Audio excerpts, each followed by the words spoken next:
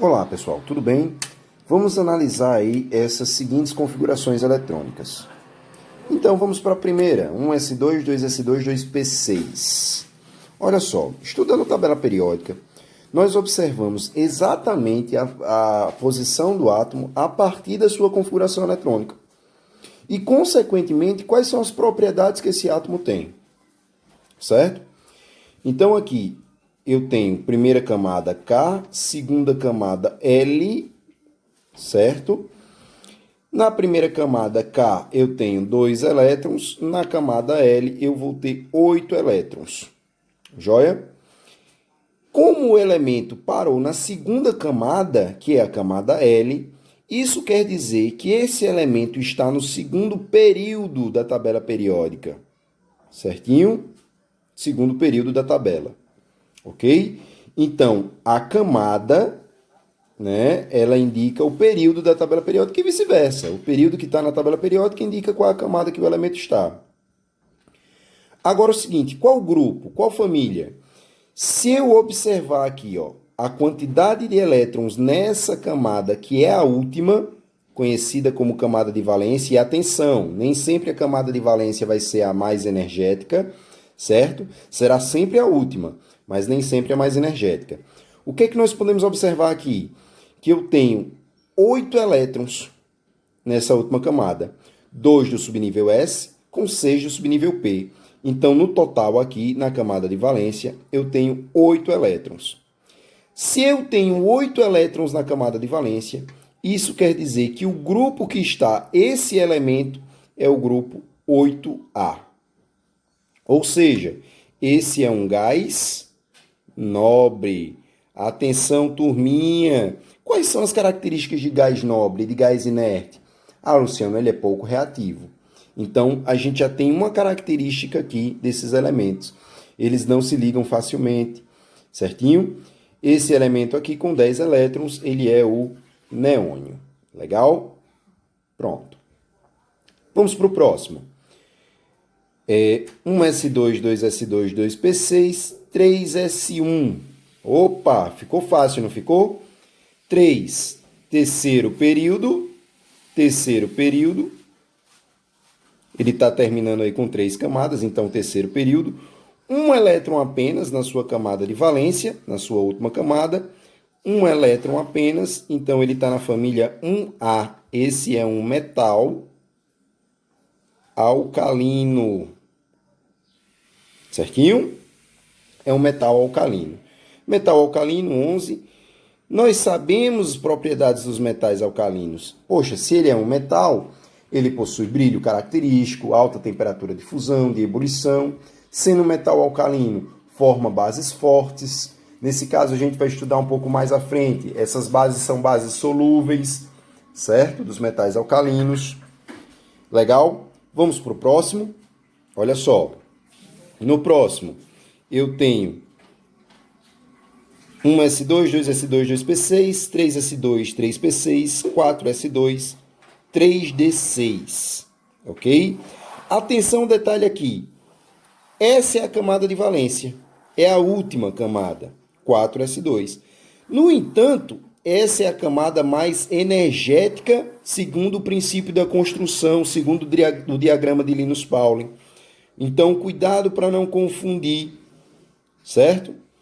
Uma coisa interessante, terminou no subnível D. Terminando no subnível D, nós sabemos já, ó, é um metal de transição, certo?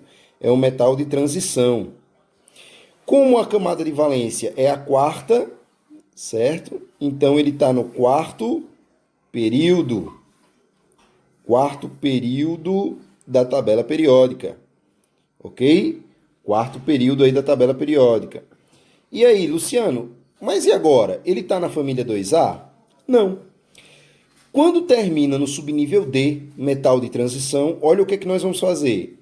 Eu pego 6 mais 2, e aí 6 mais 2, ó, eu somo o mais energético, a camada mais energética, com a mais externa. 6 mais 2 vai me dar 8 elétrons. Isso quer dizer o quê? Que ele está na família 8. 8A? Não. Não é um metal de transição? Subnível D? Então, família 8B. Facinho, né, turminha? Química é fantástico. Vem comigo aqui, ó. Outra demonstração. Subnível F. Opa, peraí. Subnível F. Metal de transição interna. Metal de transição interna. Olha que alegria. Metal de transição interna.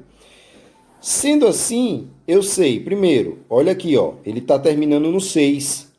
Certo? Então, ele está no 6º período. Bacana. 6º período. Tio Lu, e a família? Tá, nesse caso, terminando no subnível F, a gente vai saber que ele está na família 3B, certo? Por quê? Porque ele é da série dos lantanídeos e dos actinídeos, isso demonstrado pelo subnível F, tá bom? Esse aqui vai ser o lantanídeo, tá legal? Agora uma curiosidade aqui, ó. Eu coloquei entre parênteses aqui o xenônio, entre colchetes, o xenônio. O que é isso? Isso se chama de caroço. E para que serve o caroço, tio Lu? Vem comigo. O xenônio é o gás nobre que antecede o 6º período, ou seja, é o gás nobre do 5º período. Quando eu coloco aqui entre colchetes xenônio, quer dizer a configuração dele até o xenônio, que seria 54 elétrons. Então, quer dizer que eu já distribuí até aqui 54 elétrons, certo? 56, né? Mais 2, 56, mais 3, 57. Legal? Então, para que eu não repita tudo de novo, coloco aqui, ó, entre colchetes, o gás nobre que antecede o período. Vamos ver como é que ficaria isso nos exemplos anteriores? Olha só, sódio. Eu repeti aqui a mesma configuração eletrônica do gás nobre que antecede o período do sódio. Aqui, 3º período, gás nobre antecessor, 2º período. Bastava, em vez de repetir tudo, bastava eu escrever assim, ó, olha só, vou trazer aqui para cá, ó, esse espaço aqui limpo. Bastava eu escrever assim, ó, entre colchetes, neônio 3S1. Opa, tio Lu, facilitou aí. Por quê? Porque aqui eu já entendo que é a configuração eletrônica do xenônio, ou seja, com 10 elétrons. Então, 10 elétrons, 11 elétrons, essa é a configuração eletrônica do sódio. Bacana? Então é isso aí, galera. Show de bola!